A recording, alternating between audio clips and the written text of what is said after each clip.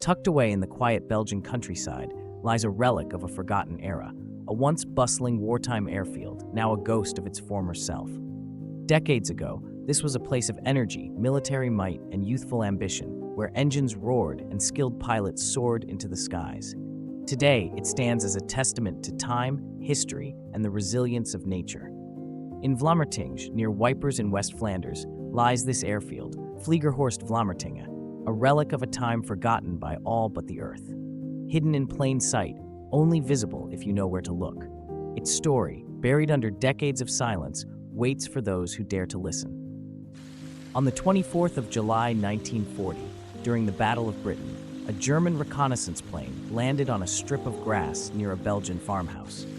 Its crew of German officers was looking for a suitable place to build a new airfield to accommodate German fighters. After having overflown the surrounding area, this location, between Vlamertinge and Dikkebus, was approved. On the 27th of August, a convoy of trucks, loaded with supplies and German soldiers, arrived on this newly approved location. A perimeter was formed, and all residents within this radius were informed of the coming plans. All farmhouses would serve as barracks, all warehouses would be cleaned and serve as workshops and stores. More barracks would be built in order to accommodate all necessary personnel, should the number of usable building on the land be insufficient. From the 18th of September onwards, the local population was informed they would give up their properties and would be forced to help out in the massive building project.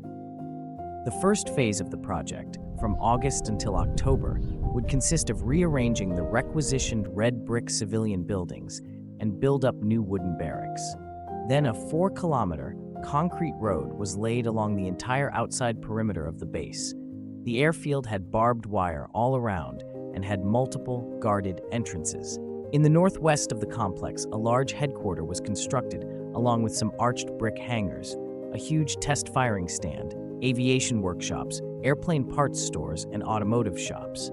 In the north, a small generator building and an electrical workshop would provide everybody with power. On the east side of the airfield, about 15 hard stands were found for operational aircraft. This is also where the largest entrance to the complex was located. In the south, an operation and planning building was built, a long concrete bomb shelter, a dispersal building, more smaller plane hangars, a water pit for the base's fire department, and 15 more hard stands were located. Finally, in the middle of this huge German base, 4 large brick houses were built, whom each had a smaller mess building right next to it. The garrison was allowed to grow crops and farm the land, and, in doing so, gave themselves a healthy variation of diet. The second building phase consisted of building an underground fuel reservoir, more and larger concrete hangars, and even more water pits at various points. On 4 different locations, some small trenches were built, made out of bricks. There is no certainty of any anti-aircraft cannons being installed.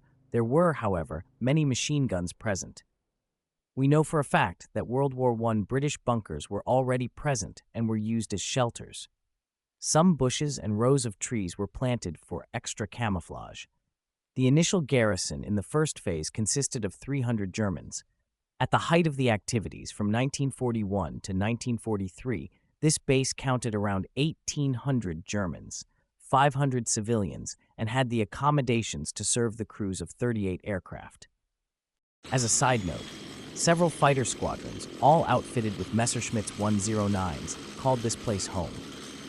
In early 1943, some Bf-110s were transferred here, but only operated here for a few weeks.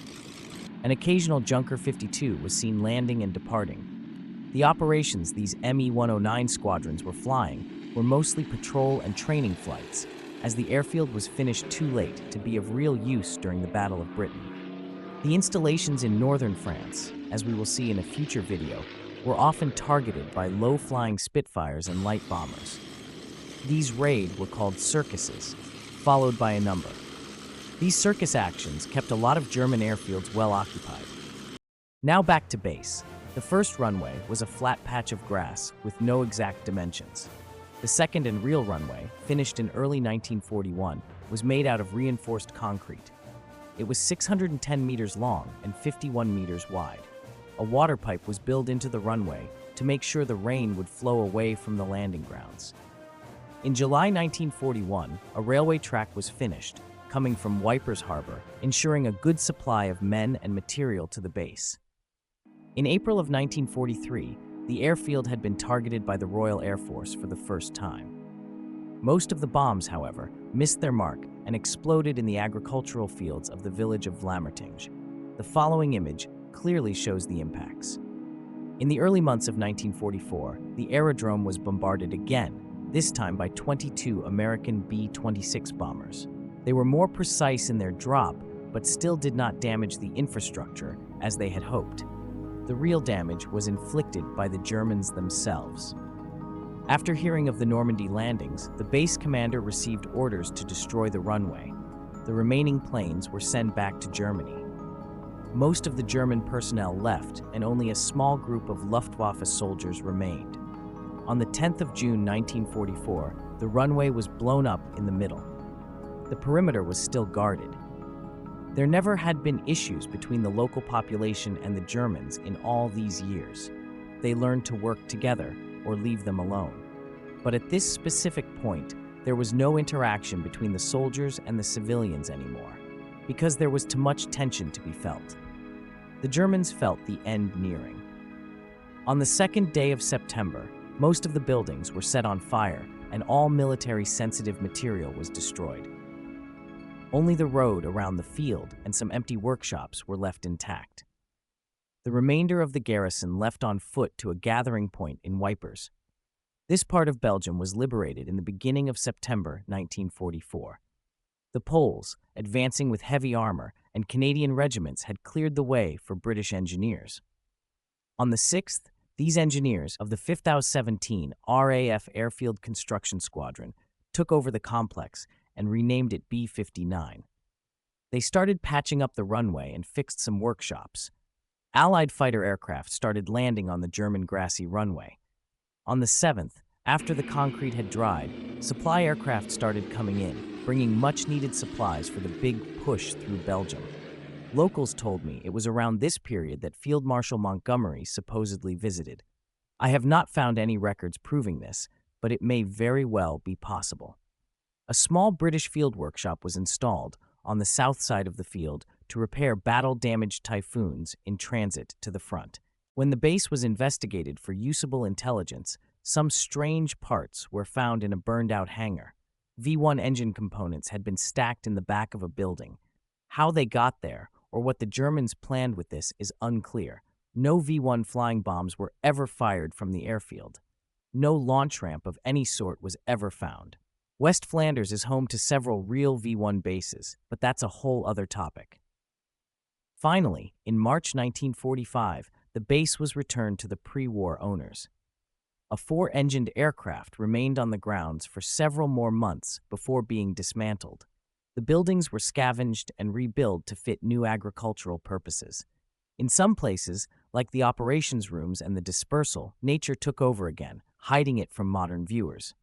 Some buildings were integrated into larger structures or adapted by building an other shape of roof on it. As I walked the now silent taxi roads or step into the once so vibrant operations room, I can't help but wonder how it must have really been. This place was once a warm home for some or a target on a large map for others, humbling and mesmerizing at the same time.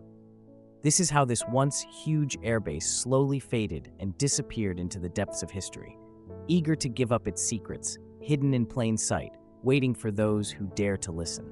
As always, thank you for watching. If you liked what you saw, please hit the like button and subscribe.